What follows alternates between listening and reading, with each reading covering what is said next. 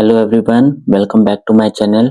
और आज हम मैक्रो इकोनॉमिक्स में से सबसे इम्पोर्टेंट और most demanding chapter banking chapter के बारे में पढ़ेंगे। काफ़ी स्टूडेंट्स की क्वेरीज थी बैंकिंग चैप्टर में, तो आज हम बैंकिंग चैप्टर के सबसे इम्पोर्टेंट टॉपिक्स सेंट्रल बैंक और कमर्शियल बैंक के बारे में पढ़ेंगे। तो बैंकिंग चैप्टर स्टार्ट करते हैं। तो फर्स्ट हमारा जो बैंकिंग चैप्टर की इंट्रोडक्शन है वो स्टार्ट होती है। The word bank derived from the Italian words banco which means bench, यानी कि जो बैंक वर्ड था वो डिराइव हुआ था इटालियन वर्ड बैंको से, जिसका मतलब क्या होता था बेंच। यानी कि पुराने जमाने के टाइम पे जब बैंक नहीं था, बैंक जैसा ऑर्गेनाइजेशन स्ट्रक्चर नहीं था, उस टाइम पे लोग फंड्स की डीलिंग किस तरीके से करते थे। एक बेंच होता था और आमने सामने बैठ के आपस में मनी डीलिंग करते थे। ठीक है। और जो फर्स्ट बैंक था हमारे, वो था हमारा इटालियन बैंक, जिसको हम मेडिसी बैंक के नाम से भी जानते हैं। और मेडिसी बैंक जो था वो स्टैब्लिश हुआ था 1397 में, और उसे स्टैब्लिश किया था गियोवन्नी मेडिसी ने। यानी कि इंट्रोडक्शन से हमने पता लगा कि जो बैंक वर्ड है वो डिराइव हुआ था इटालियन वर्ड बैंको से, इसका मतलब था बेंच। ठीक है। और जो फर्स्ट बैंक था हमारा वो इटालियन बैंक ही था जो मेडिसी नाम के बैंक से था, और जिसको स्टैब्लिश किया था गियोवन्नी मेडिसी ने 1397 में। ठीक है। एक्चुअल में हमारा बैंक ओवरऑल किस तरीके से काम करता है, देखो। बैंक जो है हमारा वो एक फाइनेंशियल इंस्टीट्यूशन है। फाइनेंशियल इंस्टीट्यूशन का मतलब वो इंस्टीट्यूशन जो फंड्स में डीलिंग करता है, मनी डीलिंग करता है। ठीक है। अब बैंक का ओवरऑल काम क्या होता है, जैसे हाउस होल्ड सेक्टर है, यानी कि हम लोग क्या करते हैं, अपनी जितनी भी सेविंग्स होती है उनको डिपॉजिट करवाते हैं बैंक में। और बैंक क्या करता है, जो नीडफुल लोग होते हैं जिन्हें फंड्स की रिक्वायरमेंट होती है, उनको वो आगे लोन के तौर पे पैसा प्रोवाइड करता है। ठीक है। बैंक इस तरीके से अपना वर्क करता है। अब बात करते हैं कमर्शियल बैंक की। तो कमर्शियल बैंक की मीनिंग क्या होगी, commercial bank is a financial institution which deals in money. जो हम ऊपर ही समझ चुके हैं कि जो बैंक होता है वो एक फाइनेंशियल इंस्टीट्यूशन होता है जो फंड्स में डीलिंग करता है। ठीक है। And accept deposit from public and offers loan who need it. यानी कि कमर्शियल बैंक का काम क्या है, कमर्शियल बैंक क्या करता है, पब्लिक से डिपॉजिट्स को एक्सेप्ट करता है और लोन प्रोवाइड करता है उन लोगों को जिनको उसकी नीड होती है। ठीक है। आगे बात करते हैं features of commercial bank. Commercial bank के कौन कौन से फीचर्स हैं। तो कमर्शियल बैंक के बेसिक्स 3 फीचर हैं, जिसमें से पहला फीचर है फाइनेंशियल इंस्टीट्यूशन, जो हम ऑलरेडी ऊपर वाले पॉइंट में कवर कर चुके हैं। यानी कि जो बैंक होता है वो क्या करता है, मनी में डीलिंग करता है और क्या करता है, डिपॉजिट एक्सेप्ट करता है और लोन प्रोवाइड करता है। सेकंड, लोगो, यानी कि हर एक कमर्शियल बैंक का क्या होता है, एक अपना यूनिक लोगो होता है। जैसे पंजाब नेशनल बैंक के लिए हम यूज करते हैं ये लोगो, और ये जो लोगो है ये है एसबीआई बैंक का, स्टेट बैंक ऑफ इंडिया का। ठीक है। इसी तरह से हर एक कमर्शियल बैंक का अपना एक यूनिक लोगो होता है। ठीक है। उसके बाद नेक्स्ट है मनी डीलिंग। बैंक जो होता है वो क्या करता है, मनी में डील करता है, यानी कि वो फंड्स ट्रांसफर करने में हेल्पफुल है। ठीक है। और फंड डिपॉजिट करने और लोन प्रोवाइड करने में भी हेल्पफुल होता है। ठीक है। तो हमने यहाँ पर मीनिंग ऑफ कमर्शियल बैंक और फीचर्स ऑफ कमर्शियल बैंक समझ लिया है। तो आगे पढ़ते हैं इसके बारे में।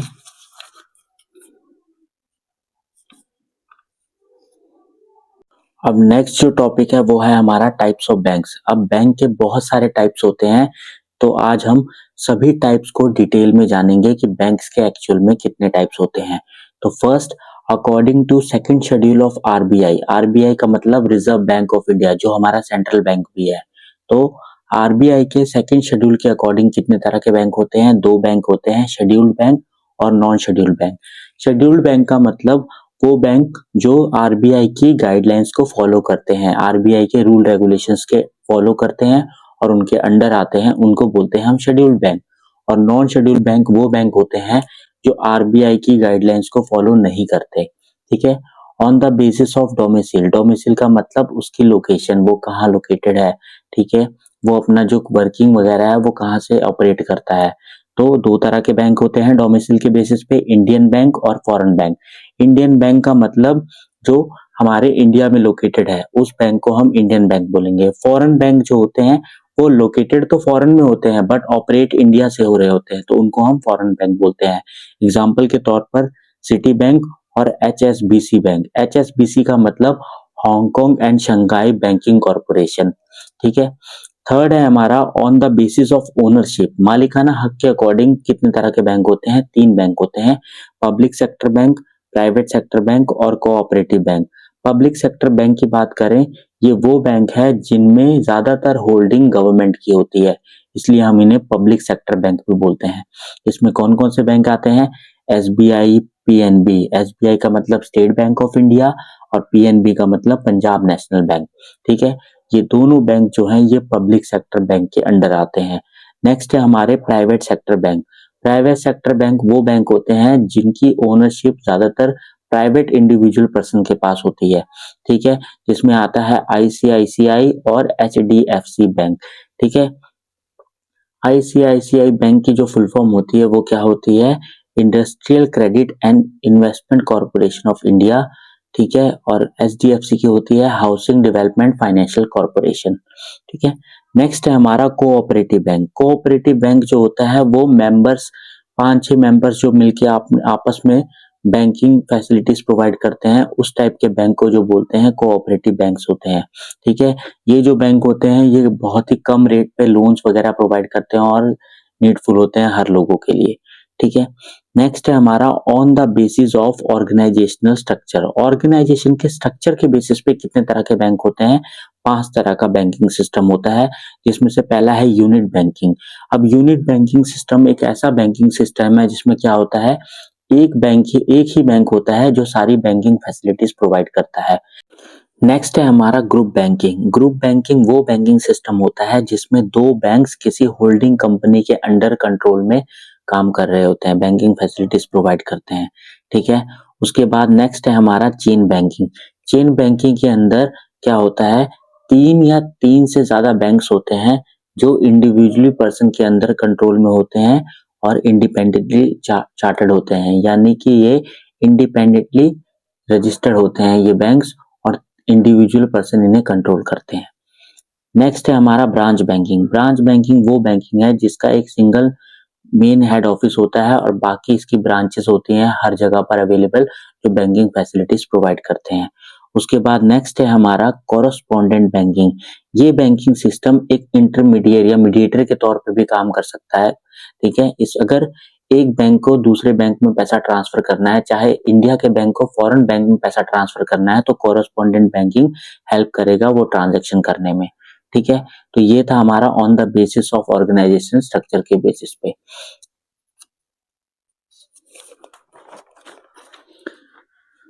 लास्ट वन है हमारा on the basis of function. Function के बेसिस पे कितने तरह के बैंक होते हैं? तो पहला बैंक है हमारा इंडस्ट्रियल बैंक, ठीक है। इंडस्ट्रियल बैंक वो बैंक होते हैं जो इंडस्ट्रीज को लोन्स वगैरह प्रोवाइड करते हैं ज्यादातर। इसमें जो बैंक आता है वो IDBI बैंक आता है, industrial development banking of India, ठीक है। नेक्स्ट है हमारा एग्रीकल्चर बैंक। एग्रीकल्चर बैंक वो बैंक होता है जो एग्रीकल्चर के रिलेटेड, मतलब कि किसानों वगैरह फार्मर्स को लोन्स वगैरह प्रोवाइड करते हैं कम इंटरेस्ट रेट पे और सब्सिडीज वगैरह प्रोवाइड करते हैं, ठीक है। इसमें आता है NABARD, national agriculture bank of rural and development, ठीक है। नेक्स्ट है हमारा सेंट्रल बैंक। सेंट्रल बैंक जो होता है वो सभी बैंकों का बैंक होता है, यानी कि ये एक ऐसा अपेक्स बैंकिंग सिस्टम होता है जो सभी मॉनेटरी सिस्टम को कंट्रोल करता है, जिसके अंदर आता है RBI, reserve bank of India. Next one है एक्सचेंज बैंक। एक्सचेंज बैंक वो बैंक होते हैं जो फॉरेन करेंसीज में डील करते हैं और फॉरेन करेंसीज को एक्सचेंज करने का काम करते हैं, जिसमें आता है EXMI, जिसको हम बोलते हैं export and import bank of India. Last है हमारा इंडिजीनियस बैंक। इंडिजीनियस बैंक वो बैंक है जो क्या करते हैं, मतलब कि पुराने टाइम के ऑपरेट होने वाले ये बैंकिंग सिस्टम है, जिसमें क्या करते थे, साहूकार महाजन लोग क्या करते थे, इंटरेस्ट वगैरह बैंकिंग फैसिलिटीज के लिए लोन्स वगैरह प्रोवाइड करते थे नीडफुल लोगों को, ठीक है। आई होप आप सभी को टाइप्स ऑफ बैंकिंग सिस्टम समझ में आ गया होगा कि बैंक कितने तरह के टाइप्स होते हैं, ठीक है। नेक्स्ट है हमारा फंक्शन ऑफ बैंक। अब यहाँ पर जो हम फंक्शन ऑफ बैंक पढ़ रहे हैं यह कमर्शियल बैंक के फंक्शंस हैं, ठीक है। तो आप इसे फंक्शंस ऑफ कमर्शियल बैंक भी लिख सकते हो। कमर्शियल बैंक के बेसिकली 3 फंक्शंस होते हैं। पहला है प्राइमरी फंक्शन, सेकंड है सेकेंडरी और थर्ड है सोशल फंक्शन। प्राइमरी फंक्शन में 3 फंक्शन परफॉर्म करता है commercial bank: accepting deposits, advance loan and credit creation. Secondary function में 2 फंक्शंस आते हैं: एजेंसी फंक्शन और जनरल यूटिलिटी फंक्शन। ठीक है, तो सबसे पहले हम प्राइमरी फंक्शन पढ़ेंगे जिसमें पहला फंक्शन आता है एक्सेप्टिंग डिपॉजिट्स। हमने मीनिंग में ही ये कवर किया था कि कमर्शियल बैंक क्या करता है, जितने भी कस्टमर्स की सेविंग होती है उनको एक्सेप्ट करता है डिपॉजिट के तौर पे। तो यहाँ पर डिपॉजिट करने के लिए कई तरह के अकाउंट्स अवेलेबल है जिसमें जो कस्टमर्स क्या कर सकते हैं, हाउस होल्ड वाले लोग अपना पैसा डिपॉजिट करवा सकते हैं। ठीक है, देखते हैं वो कौन कौन से अकाउंट्स है। जिसमें पहला अकाउंट है हमारा फिक्स डिपॉजिट अकाउंट। अब फिक्स डिपॉजिट अकाउंट कौन सा अकाउंट होता है? ये वो अकाउंट होता है जिसमें आप जो भी मनी डिपॉजिट करवाते हो वो फिक्स पीरियड के लिए कराते हो। एग्जाम्पल के तौर पे 2 साल या 5 साल तक। ठीक है, और फिक्स डिपॉजिट अकाउंट के अंदर जो इंटरेस्ट रेट होता है वो सबसे ज्यादा मिलता है बाकी किसी भी डिपॉजिट अकाउंट से। ठीक है, और फिक्स डिपॉजिट अकाउंट को हम टाइम डिपॉजिट भी कहते हैं क्योंकि इसमें हम एक फिक्स टाइम पीरियड के लिए पैसा डिपॉजिट करवाते हैं। ठीक है, नेक्स्ट है हमारा करंट अकाउंट। करंट अकाउंट वो अकाउंट होता है जिसके अंदर हम पैसा कभी भी विड्रॉ करवा सकते हैं एनी टाइम पे और कभी भी डिपॉजिट करवा सकते हैं। और इस टाइप के अकाउंट जनरली कौन यूज करते हैं? बिजनेसमैन यूज करते हैं। किसी भी टाइप का interest rate in bank account में नहीं मिलता। ठीक है, और करंट अकाउंट को हम डिमांड डिपॉजिट्स अकाउंट भी बोलते हैं। ठीक है, क्योंकि इसमें जो पैसा है वो कभी भी डिपॉजिट और विड्रॉ करवा सकते हैं। नेक्स्ट है हमारा सेविंग डिपॉजिट अकाउंट। ये सबसे ज्यादा पॉपुलर अकाउंट है क्योंकि ये अकाउंट जनरली पब्लिक के लिए होता है। ठीक है, और इस अकाउंट का मोटिव होता है कि जो सेविंग्स वगैरह हैं वो ज्यादा से ज्यादा डिपॉजिट करें बैंक में। ठीक है, और इंटरेस्ट रेट जो होता है वो फिक्स डिपॉजिट अकाउंट से बहुत ही कम मिलता है सेविंग डिपॉजिट अकाउंट में। और ये जो अकाउंट होता है ये हेल्पफुल होता है मोबिलाइजेशन ऑफ सेविंग के लिए, यानी कि सेविंग्स को एक जगह से दूसरी जगह ट्रांसफर करने के लिए ये हेल्पफुल होता है। नेक्स्ट है हमारा recurring deposit account. Recurring deposit account का मतलब वो अकाउंट जिसके अंदर एक फिक्स्ड अमाउंट डिपॉजिट की जाती है एक फिक्स टाइम पीरियड के बाद। एग्जांपल के तौर पे 12 महीने, 24 महीने, 36 महीने, ऐसे फिक्स टाइम पीरियड पे लगातार रेगुलरली पैसा डिपॉजिट करवाया जाता है। और इसमें जो इंटरेस्ट रेट मिलता है वो सेविंग डिपॉजिट अकाउंट से ज्यादा बट फिक्स डिपॉजिट अकाउंट से कम मिलता है। ठीक है, नेक्स्ट है लास्ट वन हमारा होम सेफ अकाउंट। अगर हम क्या करना चाहते हैं, होम सेफ अकाउंट वो अकाउंट है जो क्या करता है, लोगों को एनकरेज करता है कि वो ज्यादा से ज्यादा सेविंग करे और अपना पैसा बैंक में डिपॉजिट करवाए। ठीक है, ये हमारे 5 बेसिक तरह के अकाउंट्स होते हैं सेविंग डिपॉजिट अकाउंट। ठीक है, इसमें कोई भी जनरल पब्लिक या फिर कस्टमर्स क्या कर सकते हैं, अपना पैसा डिपॉजिट करवा सकते हैं। बैंकिंग का नेक्स्ट फंक्शन था हमारा एडवांसिंग ऑफ लोन। ठीक है, कमर्शियल बैंक क्या करता है, डिपॉजिट्स को एक्सेप्ट करता है और लोन्स प्रोवाइड करता है। तो लोन्स प्रोवाइड करने के लिए वो कितने तरह के लोन्स प्रोवाइड करता है? पहला है हमारा कैश क्रेडिट। कैश क्रेडिट किस टाइप का लोन होता है? ये लोन जो बोरोवर्स को दिया जाता है वो किसके अगेंस्ट दिया जाता है? करंट एसेट्स के अगेंस्ट, लाइक स्टॉक, शेयर्स, इनके अगेंस्ट। ठीक है, यानी कि जिनको भी अगर ये लोन की रिक्वायरमेंट है तो उनको सबसे पहले करंट एसेट जैसे कि स्टॉक, शेयर्स, इन्वेस्टमेंट, इन सबको बोरोवर्स को कोलेटरल सिक्योरिटी के तौर पर डिपॉजिट करवाना होगा बैंक को, तब ये लोन प्रोवाइड होगा। इस टाइप के लोन को बोलते हैं कैश क्रेडिट। नेक्स्ट है हमारा ओवरड्राफ्ट। ओवरड्राफ्ट का मतलब क्या होता है कि जितना अमाउंट कस्टमर के बैंक अकाउंट में है उससे ज्यादा खर्च करने की एक लिमिट या फिर फैसिलिटीज प्रोवाइड करता है बैंक, जिसको हम बोलते हैं ओवरड्राफ्ट। एग्जांपल के तौर पे क्रेडिट कार्ड आजकल ज्यादा पॉपुलर है ये, बट कुछ टाइम पीरियड बाद इसका पैसा वापस करना पड़ता है। नेक्स्ट है हमारा discounting bill of exchange. Discounting bill of exchange में क्या होता है, जो कमर्शियल बैंक क्या करता है, वो लोन्स प्रोवाइड करता है डिस्काउंट करके बिल्स ऑफ एक्सचेंज को। यानी कि जिनके पास भी अगर बिल्स पड़े हुए हैं तो वो बिल को अपने डिस्काउंट करवा सकते हैं कुछ इंटरेस्ट रेट पे करने के बाद, बाकी उनको पैसा लोन के तौर पे प्रोवाइड हो जाएगा।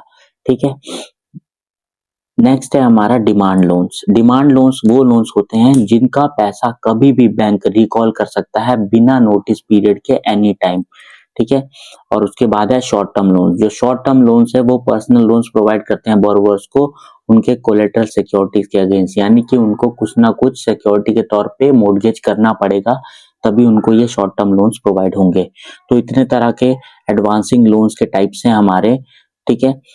लास्ट वन है क्रेडिट क्रिएशन। क्रेडिट क्रिएशन हमें पता है कि जो बैंक क्या करता है वो डिपॉजिट एक्सेप्ट करता है और लोन प्रोवाइड करता है, ठीक है। अब इसी प्रोसेस को वो सेम बार रिपीटेड करता रहता है, जिससे क्या होता है, इस प्रोसेस को बोलते हैं क्रेडिट क्रिएशन। यानी कि बैंक क्या करता है, सिंपली तौर पे लोगों से पैसा एक्सेप्ट करेगा और उनको इंटरेस्ट रेट प्रोवाइड करेगा।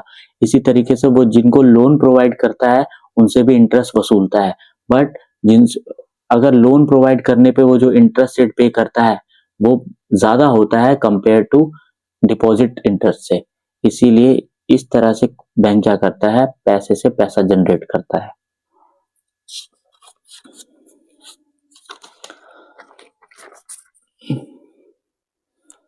नेक्स्ट है सेकेंडरी फंक्शन। सेकेंडरी फंक्शन के अंदर फर्स्ट फंक्शन है हमारा एजेंसी फंक्शन, यानी कि बैंक जो है वो एजेंसी फंक्शन यानी एजेंट के तौर पे भी काम करता है। वो किस तरीके से, सबसे फर्स्ट पॉइंट है ट्रांसफर ऑफ फंड। मनी क्या करता है बैंक, एक जगह से दूसरी जगह में ट्रांसफर करने में हेल्प करता है। Next point, purchase and sale of securities. जितने भी शेयर्स, डिबेंचर, बॉन्ड्स है उनको परचेज और सेल करने का काम करता है bank. Issue letter of credit, bank और क्या करता है, लेटर ऑफ क्रेडिट प्रोवाइड करता है, जिससे किसी की भी क्रेडिट वर्थीनेस का पता करता है, चलता है। नेक्स्ट है कलेक्शन ऑफ क्रेडिट इंस्ट्रूमेंट। अब जितने भी क्रेडिट इंस्ट्रूमेंट होते हैं जैसे कि बिल्स, चेक, मार्केटेबल सिक्योरिटीज, इनको कलेक्ट करने का काम भी बैंक करता है। इसके अलावा purchase and sale of foreign exchange. Foreign exchange जो फॉरेन करेंसीज होती है उनमें भी कमर्शियल बैंक डील करता है और किसी के बिहाफ पे वो फॉरेन एक्सचेंज को बेचने और खरीदने का काम करता है, ठीक है। अंडर राइटिंग, बैंक जो है क्या करता है, अंडर राइटिंग के तौर पे भी काम करता है, यानी कि कंपनी के शेयर्स को परचेज कर लेता है और कस्टमर्स क्या होते हैं, कस्टमर्स बैंक्स पे भरोसा करके वो इन सिक्योरिटीज को खरीद लेते हैं बैंक से। नेक्स्ट पॉइंट है act as trustee and executor. Commercial bank क्या करता है, डील्स करता है बड़े बड़े प्रोजेक्ट्स में और उनमें ट्रस्टी और एग्जीक्यूटर के तौर पे काम करता है। ट्रस्टी के तौर पे वो फंड्स प्रोवाइड करता है और एग्जीक्यूटर के तौर पे एक लीगल रिप्रेजेंटेटिव के तौर पे काम करता है, ठीक है ना। और फंक्शन है second function, general utility function. General utility function का मतलब जो जनरल पब्लिक के लिए यूजफुल है। अब जिसमें पहला है लॉकर फैसिलिटी। कमर्शियल बैंक क्या करते हैं, मनी ट्रांसफर के साथ साथ लॉकर फैसिलिटीज भी प्रोवाइड करते हैं, जिसमें जो कस्टमर्स होते हैं वो अपने इंपॉर्टेंट डॉक्यूमेंट्स वगैरह सेफ रख सकते हैं। नेक्स्ट है ट्रैवलर चेक। ट्रैवलर चेक में क्या होता है कि जो बैंक क्या करता है, कस्टमर्स को ट्रैवल चेक प्रोवाइड करता है, उन कस्टमर्स को जो ट्रिप पर जाना चाहते हैं। और वो क्या कर सकते हैं, जो कस्टमर्स है वो ज्यादा कैश नहीं कैरी करना चाहते, इसलिए वो ट्रैवल चेक का इस्तेमाल कर सकते हैं। नेक्स्ट है हमारा गिफ्ट चेक। जो कस्टमर्स को अगर किसी भी मैरिज या ओकेजन के तौर पर गिफ्ट चेक प्रोवाइड करता है। Credit and debit card, customer क्या कर सकते हैं, अपने कैश को क्रेडिट और डेबिट कार्ड के फॉर्म में होल्ड कर सकते हैं। और लास्ट है एटीएम फैसिलिटीज। एटीएम का फुल फॉर्म होता है ऑटोमेटिक टेलर मशीन। कस्टमर क्या कर सकते हैं, एटीएम के थ्रू कभी भी अपना पैसा विड्रॉ कर सकते हैं। लास्ट फंक्शन है सोशल फंक्शन। सोशल फंक्शन जो है वो सोसाइटी के लिए ज्यादातर हेल्पफुल है, जिसमें पहला है कैपिटल फॉर्मेशन। अब कमर्शियल बैंक क्या करता है, मोबिलाइज करता है सेविंग्स लोगों की, वो भी इन्वेस्टमेंट के लिए अवेलेबल करवाता है पैसे को। इस प्रोसेस को बोलते हैं कैपिटल फॉर्मेशन, ठीक है। यानी कि कमर्शियल बैंक क्या करता है, लोगों से पैसा एक्सेप्ट करता है डिपॉजिट के तौर पे और उसी सेविंग को उनको प्रोवाइड करता है जिनको उनकी जरूरत है, यानी कि बैंक ने अपना पैसा आगे इन्वेस्ट कर दिया। इसी प्रोसेस को बोलते हैं कैपिटल फॉर्मेशन। नेक्स्ट है हमारा generation of employment opportunities. Bank investors या प्रोड्यूसर्स को पैसा देता है लोन के तौर पे, जिससे क्या होता है वो छोटा मोटा अपना बिजनेस स्टार्ट करते हैं, जिससे ऑटोमेटिकली एम्प्लॉयमेंट अपॉर्चुनिटी जनरेट होती है। Rural development program. अब कमर्शियल बैंक क्या करता है, फाइनेंस प्रोवाइड करता है वीकर एरियाज को, जिनको डेवलपमेंट की जरूरत है, जिससे ज्यादातर डेवलपमेंट या ग्रोथ होती है, ठीक है। नेक्स्ट है वाइड कवरेज। बैंक क्या करता है, अपनी ब्रांचेस को ओपन करता है विलेजेस में, जिससे क्या होता है बैंक सारे एरियाज को कवर करता है, जहां तक उसकी पहुंच नहीं भी है वहां पर भी वो बैंकिंग फैसिलिटीज प्रोवाइड करता है। Last one, influence economic activity. Commercial bank की मदद से क्या होता है, इकोनॉमिक एक्टिविटीज इन्फ्लुएंस होती हैं, जिससे हमारी इकोनॉमी डेवलप होने के चांसेस है। तो ये हमारे थे कमर्शियल बैंक के फंक्शन, जो बहुत ही इंपॉर्टेंट है। सबसे इम्पोर्टेंट टॉपिक जो रहा हमारा बैंकिंग चैप्टर का, वो है सेंट्रल बैंक। तो अब हम सेंट्रल बैंक के बारे में पढ़ेंगे।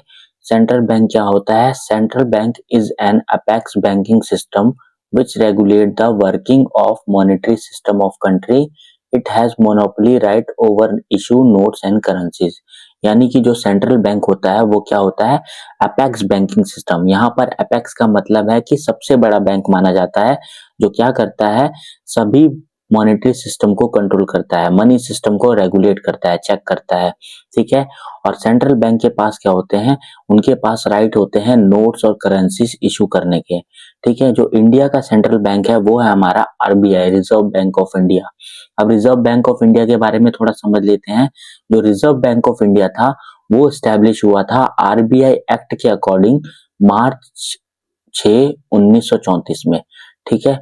और ये नेशनलाइज हुआ था 1 जनवरी को 1949 में, और इसने फंक्शनिंग स्टार्ट की थी अपनी 1 अप्रैल 1935 में। तो सिंपली तौर पे हम कह सकते हैं जो रिजर्व बैंक ऑफ इंडिया था वो एस्टेब्लिश हुआ था 1934 में 6 मार्च को, बट नेशनलाइज ये हुआ था 1 जनवरी 1949 में, और इसने अपने बैंकिंग फैसिलिटीज प्रोवाइड करना स्टार्ट कर दी थी 1 अप्रैल 1935 से।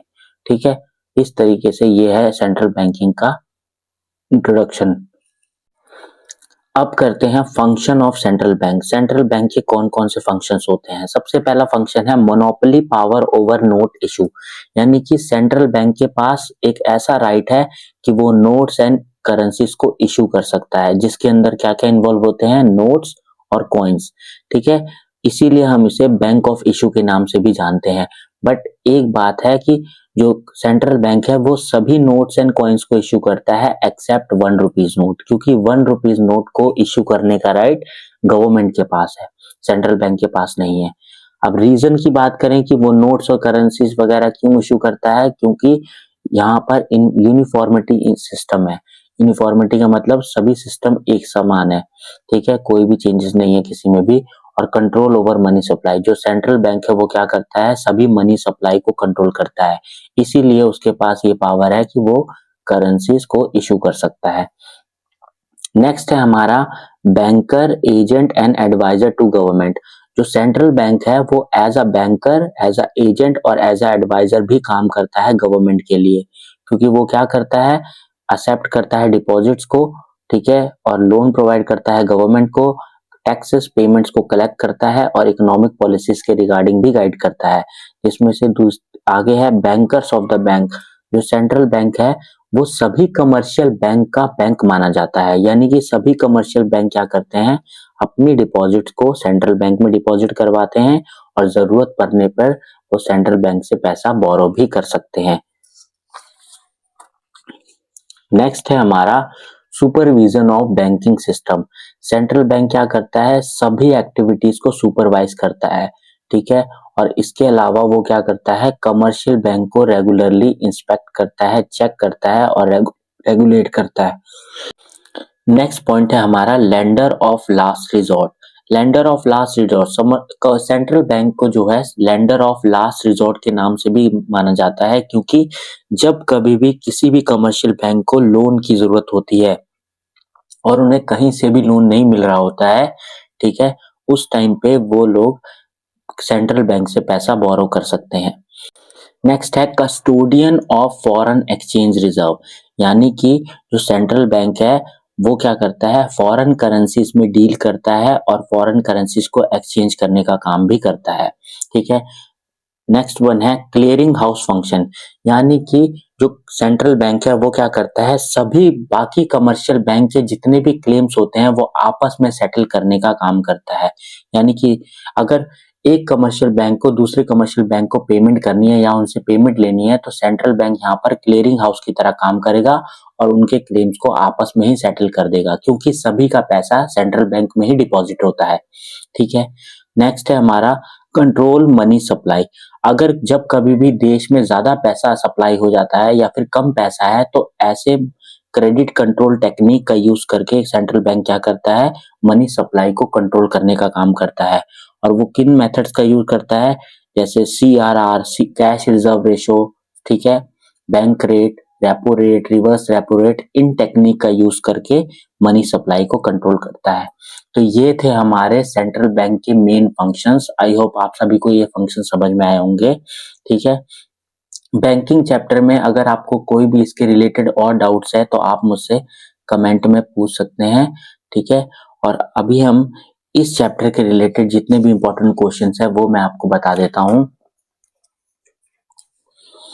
अगर इस बैंकिंग चैप्टर के इंपॉर्टेंट टॉपिक्स की बात करें तो इसमें जो इंपॉर्टेंट टॉपिक्स है, फंक्शन ऑफ सेंट्रल बैंक, जो हम ऑलरेडी कवर कर चुके हैं अभी। नेक्स्ट है इसमें प्रोसेस ऑफ क्रेडिट क्रिएशन। हमने क्रेडिट क्रिएशन के बारे में पढ़ा कि जो बैंक क्या करता है, डिपॉजिट एक्सेप्ट करता है और आगे लोन प्रोवाइड करता है जिससे वो पैसा जनरेट करता है। इसी प्रोसेस को क्रेडिट क्रिएशन बोलते हैं। बट ये पूरा ब्रॉड में इसके बारे में समझना जरूरी है, तो ये भी इंपॉर्टेंट टॉपिक है बोर्ड्स के लिए। नेक्स्ट है हमारा क्रेडिट कंट्रोल टेक्निक्स।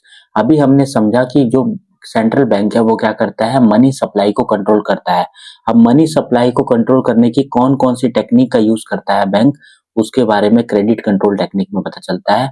और फंक्शन ऑफ कमर्शियल बैंक में प्राइमरी और सेकेंडरी फंक्शन में से एजेंसी फंक्शन। ये जो 4 टॉपिक्स हैं ये इंपॉर्टेंट टॉपिक्स हैं बोर्ड के लिए, तो मैं सभी स्टूडेंट को बोलूंगा कि इन टॉपिक्स को थोड़ा ध्यान से रिवाइज करें। ठीक है। अगर आपको इन टॉपिक में किसी में भी डाउट आता है तो आप मुझसे पूछ सकते हैं और नोट्स के लिए आप मुझसे कांटेक्ट कर सकते हैं। तो अगर आपको ये वीडियो अच्छी लगी हो तो इस वीडियो को लाइक करें, शेयर करें और सब्सक्राइब करें। ठीक है। Thank you.